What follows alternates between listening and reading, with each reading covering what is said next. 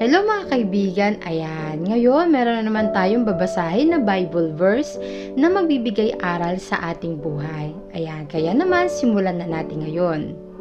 Ito ay mababasa sa 1 Thessalonica 3 verse 12 hanggang 13.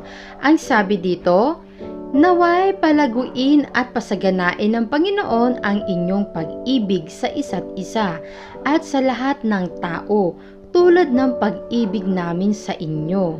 Nang sa gayoy, palalakasin niya ang inyong loob upang kayo'y manatiling banal at walang kapintasan sa harap ng ating Diyos Ama.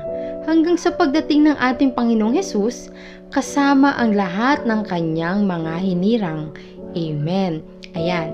Ngayon mga kapatid, ano po bang aral ang ating nakuha sa Bible verse na ito? Ayan, kaya para sa akin, ito po yung aral na nakuha ko.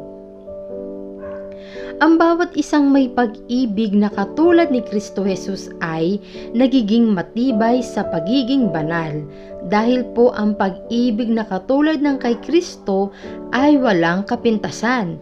Kaya po ang pag-ibig natin sa isa't isa ay walang limitasyon. Mahalin din natin ang iba kahit hindi mananampalataya dahil ang pag-ibig ng Diyos ay malawak. Amen. Kaya yan po mga kapatid, napakabuti po ng pag-ibig ng ating Diyos. Kung tayo po ay nakipag-isa na kay Kristo, meron na rin po tayong pag-ibig na katulad ng kanyang pag-ibig. Ang pag-ibig po ng ating Panginoong Hesus ay wala pong pinipili. Kaya dapat ang pag-ibig natin ay hindi lamang sa ating mga kapatiran, Dapat po ang pag-ibig natin maging sa ating mga kaaway, Sa mga taong may mga galit sa atin, mahalin din po natin sila. Gawin po nating malawak ang ating pag-ibig. Kaya po manahin natin ang pag-ibig ng ating Panginoong Hesus sapagkat ang pag-ibig ng ating Panginoong Hesus ay banal, walang kapintasan at malawak ang kanyang pagmamahal, Mahal niya ang mabuti at ang masama.